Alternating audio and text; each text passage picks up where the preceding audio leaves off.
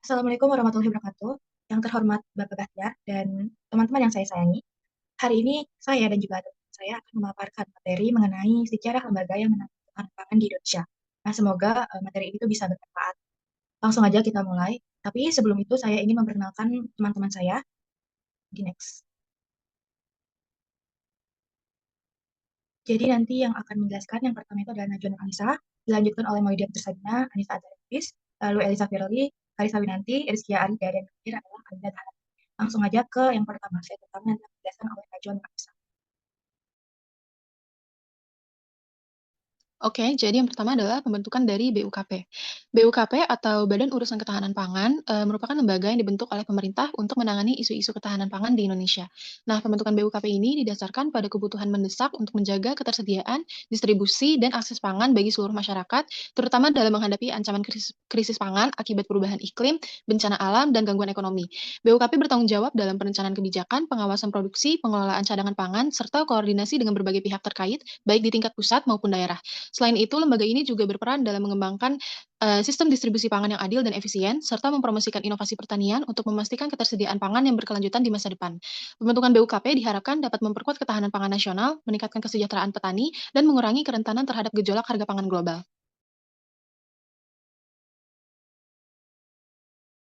Selanjutnya adalah penggabungan BUKP dan Zetdal Bimas. Jadi di tahun 2000, pemerintah itu menggabungkan dua lembaga penting dalam ketahanan pangan Indonesia, yaitu Badan Urusan Ketahanan Pangan atau BUKP dan juga Sekretariat Pengendalian Bimas atau Zetdal Bimas.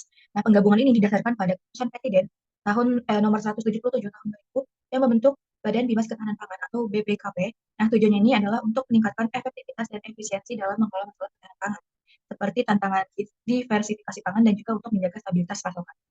Nah, tugas utama BPKP itu meliputi pengkajian, pengembangan, dan kontribusi ketahanan pangan.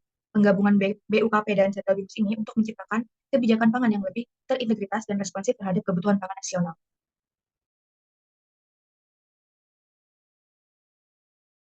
Yang selanjutnya ada perubahan BPKP menjadi BKP. Badan Ketahanan Pangan pada awalnya berada di bawah Kementerian Pertanian, dengan tugas utama yaitu untuk menjaga ketahanan pangan di Indonesia. Namun, pada tahun 2021, dengan dikeluarkannya Peraturan Presiden Nomor 66 2021, BKP mengalami perubahan signifikan dan menjadi embrio pembentukan Badan Pangan Nasional. Perubahan ini terjadi sebagai bagian dari upaya pemerintah untuk memperkuat kebijakan pangan nasional yang lebih terkoordinasi dan terintegritas. BPKP berubah menjadi Badan Ketahanan Pangan melalui Peraturan Menteri Pertanian Nomor 61 Tahun 2010, yang mana peraturan ini juga didukung oleh Peraturan Presiden Nomor 45 Tahun 2015 dan Peraturan Menteri Pertanian Nomor 40 Tahun 2015. Perubahan dari Badan Bimbingan Ketahanan Pangan ini menjadi Badan Ketahanan Pangan di Indonesia merupakan bagian dari upaya pemerintah untuk membentuk kelembagaan yang menangani masalah ketahanan pangan. BPKP awalnya mengalami peran sebagai lembaga yang memberi bimbingan teknis kepada berbagai sektor terkait untuk mencapai ketahanan pangan. Namun, seiring berjalannya waktu, kebutuhan untuk memperluas fungsi dan cakupan BPKP ini menjadi semakin mendesak karena tantangan ketahanan pangan yang semakin kompleks, terutama dalam hal distribusi, aksesibilitas, dan stabilisasi pangan. Oleh karena itu, BPKP diubah menjadi BKP dengan tujuan memperkuat peran pemerintah dalam koordinasi lintas sektor, termasuk pengawasan kebijakan pangan nasional, pengolahan cadangan pangan, dan penanggulangan kawanan pangan. BKP ini memiliki tugas yang lebih luas dibandingkan BBKP, mencakup perencanaan, pelaksanaan, dan evaluasi kebijakan yang berfokus pada peningkatan ketahanan pangan nasional. Perubahan ini memungkinkan BKP untuk peran yang lebih strategis dalam menghadapi isu-isu seperti perubahan iklim, distribusi pangan, serta dampak ekonomi dan sosial pada ketahanan pangan. Badan Pangan Nasional tidak hanya meneruskan tugas BKP, tapi juga memiliki kewenangan tambahan seperti penetapan kebijakan ekspor impor, pangan, dan pengolahan cadangan pangan yang sebelumnya dikelola oleh Perum. Boleh di next.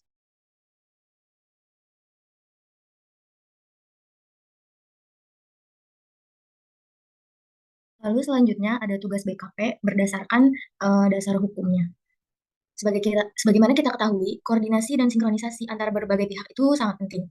Nah, tanpa kolaborasi yang erat, upaya dalam membangun ketahanan pangan itu akan sulit mencapai hasil yang maksimal. Oleh karena itu, kita harus memastikan bahwa semua pemangku kepentingan, mulai dari pemerintah pusat, pemerintah daerah, hingga pihak swasta terlibat dalam setiap tahap perencanaan, kebijakan, pembinaan, dan pengendalian yang akan dilakukan. Sesuai dengan Menteri Pertanian Nomor 43 Tahun 2015, Badan Ketahanan Pangan ini memiliki peran yang sangat jelas.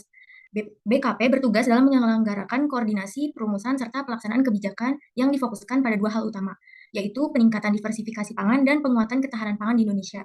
Ini merupakan langkah krusial yang dapat membantu untuk mengurangi ketergantungan pada satu atau dua jenis bahan pokok saja.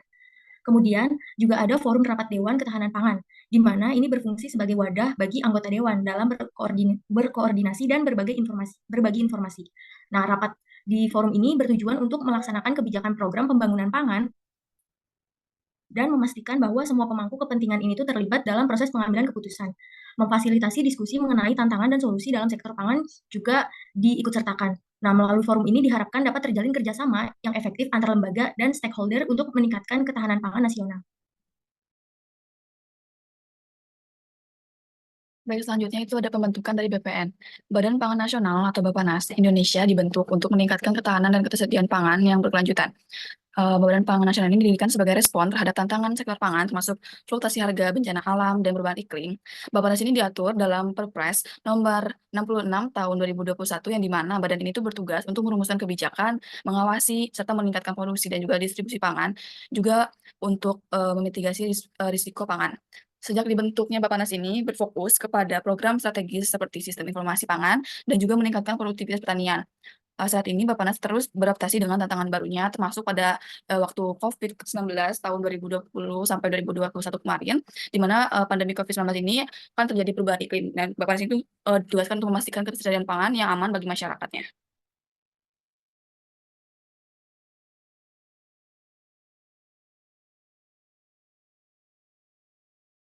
Adapun fungsi dari Badan Pangan Nasional adalah Badan Pangan Nasional memiliki tanggung jawab untuk menyusun dan mengkoordinasikan kebijakan yang berkualitas untuk pembangunan pangan. Nah, badan ini tidak hanya berfungsi sebagai lembaga eksekutif. Sebaliknya, fokusnya adalah meningkatkan produksi, distribusi, harga, konsumsi, dan keamanan pangan. Pembentukan Badan Pangan Nasional juga diharapkan mampu mencegah defisit pada 4 komoditas pangan yang diakui oleh pemerintah. Kinerja Badan Pangan Nasional akan menentukan apakah dapat mengubah keadaan dari defisit menjadi surplus.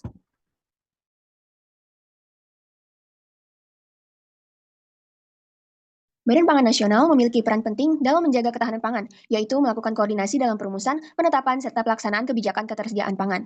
Selain itu, BPN juga memastikan pasokan dan harga pangan tetap stabil, mengatasi kerawanan pangan dan gizi dengan melakukan upaya diversifikasi pangan, yaitu memvariasikan pangan pokok yang sering dikonsumsi untuk menekan ketersediaan bahan baku agar tidak mengalami kelangkaan. Badan Pangan Nasional juga menjamin keamanan dan kualitas pangan segar, serta mengoptimalkan pemanfaatan pangan dan gizi yang berkualitas bagi masyarakat. Nah, untuk mengetahui lebih lanjut terkait ketahanan pangan, simak cuplikan video di slide selanjutnya ya.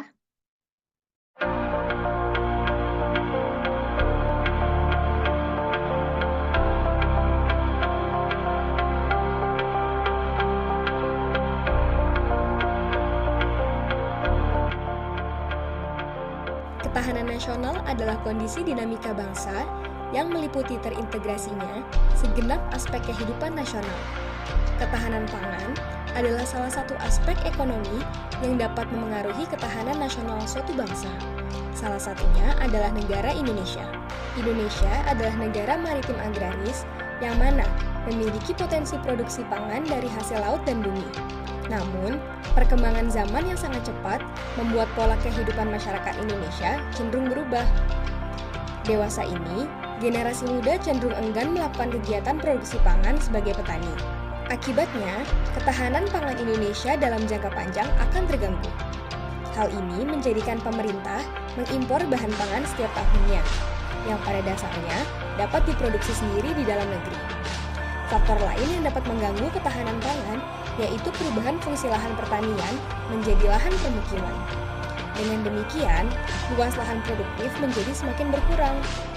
Oleh sebab itu, penguatan ketahanan pangan dapat dilakukan dengan cara memanfaatkan lahan produktif menjadi produktif, melakukan kegiatan pertanian kota dengan menanam sistem hidroponik, dan mengonsumsi hasil produksi lokal dengan membeli bahan pangan di pasar-pasar tradisional.